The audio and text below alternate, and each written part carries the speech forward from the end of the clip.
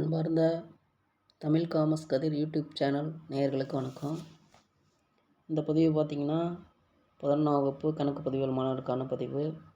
இதுக்கு முன்னாடி நம்ம இணையதள வடிவமைப்பு பார்த்துருக்கோம்.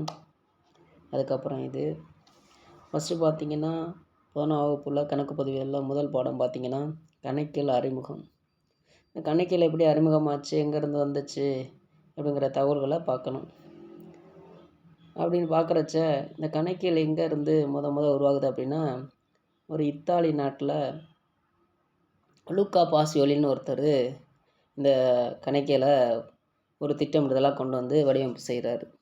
இந்த லூக்கா பாசியோலி யாருன்னு பார்த்தீங்கன்னா, இவர் தான் கணக்கியலின் தந்தை. இவர் ஒரு இத்தாலி நாட்டை சேர்ந்தவர். இவர் தான் நமக்கு கணக்கியலின் பொன்னான விதியை வடிவமைப்பு செஞ்சு கொடுத்துருக்காரு. இந்த கணக்கியலின் பொன்னான விதியை வச்சு தான் நம்ம நிறைய கணக்குகள் பார்க்கணும்.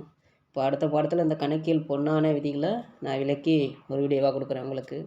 இந்த கணக்கியல் பொன்னான விதியை கண்டிப்பாக எல்லாரும் உள்வாங்கி நல்லா மனப்பாடம் பண்ணி வச்சுக்கணும். இந்த விதியின் அடிப்படையில் தான் நிறைய கணக்குகளை நம்ம போடுற மாதிரி இருக்கும். அது நெக்ஸ்ட் வீடியோவில் பார்ப்போம். இப்போ ஃபஸ்ட்டு பார்த்தீங்கன்னா கணக்கியல் அறிமுகம்.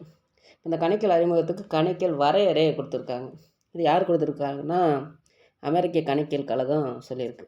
என்ன சொல்லியிருக்காங்கன்னா, கணக்கியல் என்பது பொருளாதார தகவல்களை கண்டறிந்து அளவிட்டு தகவல் தெரிவிக்கக்கூடிய ஒரு செயல்பாடு ஆகும். அவ்வளோதான், ரெண்டே வரியில் சொல்லிட்டாங்க.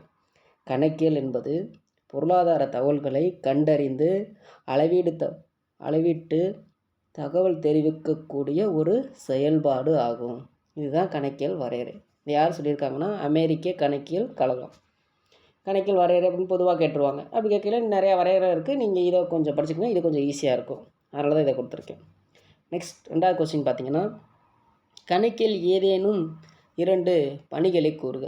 கணக்கியலில் எண்ணற்ற பணிகள் இருக்குது. அதில் நீங்கள் ஒரு 2 பணியை கூறினா போதும். முதல் பணி அளவிடுதல், 2வது முன்னறிதல். அளவிடுதல் நிறுவனங்களின் செயல்திறனை அளவிட்டு கணக்கியல் ஒரு கருவியாக செயல்படுகிறது.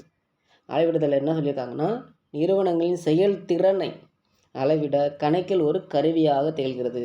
இப்போ எக்ஸாம்பிள் பார்த்தீங்கன்னா, இப்போ ஒரு மனித செயல்பாடை நம்ம தெரிஞ்சுக்கணும் அப்படின்னா அவங்களோட குணாதிசயத்தை வச்சு தான் தெரிஞ்சுக்க முடியும். அதே மாதிரி இங்கே கணக்கியலோட அளவிடுதலை எப்படி கண்டுபிடிக்கிறாங்க அப்படின்னா, கணக்கியல் திறனை செயல்பாடுகளை கணக்கியல் ஒரு கருவியாக செயல்படுகிறது. அடுத்து முன்னறிதல். நிறுவனங்களில் எதிர்கால செயல்திறனை முன்கூட்டியே அறிந்து கொள்ள முடிகிறது. அதாவது முன்னறிதல் அப்படின்னா ஒரு எதிர்கால திட்டமிடுதலை சொல்கிறாங்க. நிறுவனத்தின் எதிர்கால செயல்திறனை முன்கூட்டியே அறிந்து கொள்ளுது. முன்னாடி வரப்போகிறத முன்னாடி தெரிஞ்சு வச்சுக்கோங்க அப்படி சொல்கிறாங்கல்ல, அது மாதிரி தான். அடுத்து 3வது கொஸ்டின் பார்த்தீங்கன்னா, கணக்கியல் செயல்பாட்டில் உள்ள படிநிலைகள் யாவை?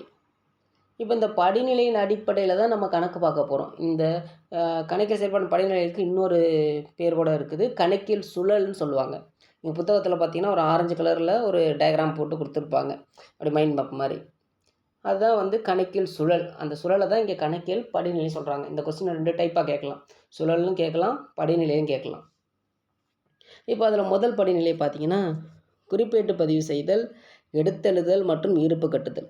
இந்த எடுத்தெழுதுதல் அப்படின்னா இது பேரேட்டு கணக்குன்னு சொல்லலாம். இந்த எடுத்தெழுதுனா என்ன சார்னா, குறிப்பேட்டில் பதிவு செஞ்ச இனங்களை எடுத்து பேரேட்டில் இங்கே எடுத்து எழுதணும். அதுதான் எடுத்தெழுதுதல்.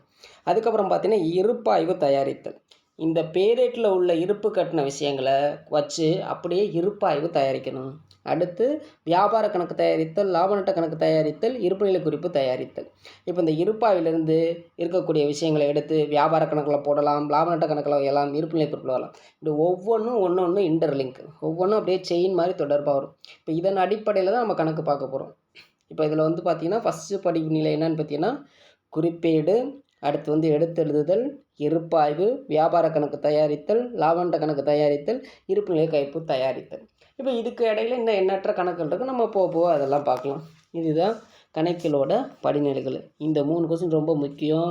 இந்த 3 கொஸ்டின்லேருந்து 2 மார்க்கில் ஒரு கொஸ்டின் கம்பல்சரி பப்ளிக்கில் வந்துடும். கண்டிப்பாக நம்பி போகலாம், கம்பல்சரி பப்ளிக்கில் வந்துடும். வீடியோ பிடிச்சிச்சின்னா ஷேர் பண்ணுங்கள், லைக் பண்ணுங்கள், சப்போர்ட் பண்ணுங்கள். தமிழ் காமர்ஸ் யூடியூப் சேனல் நேயர்களுக்கு மீண்டும் ஒரு வணக்கம். நன்றி.